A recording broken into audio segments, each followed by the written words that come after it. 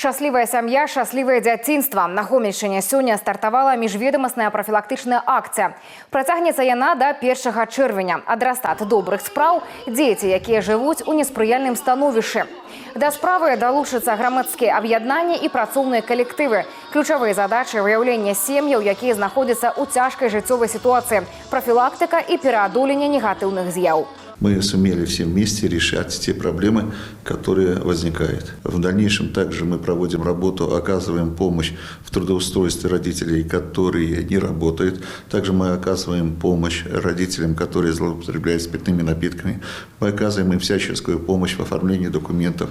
Будет оказана и юридическая помощь, соответственно, в получении жилья, если это предусмотрено действующим законодательством. Это посещение семей, это различные мероприятия, которые будут проводиться с участием семей, там, где дети находятся в социально опасном положении. Также мы организуем сбор средств для того, чтобы в дальнейшем решить некоторые проблемные вопросы, касающиеся отдельных семей.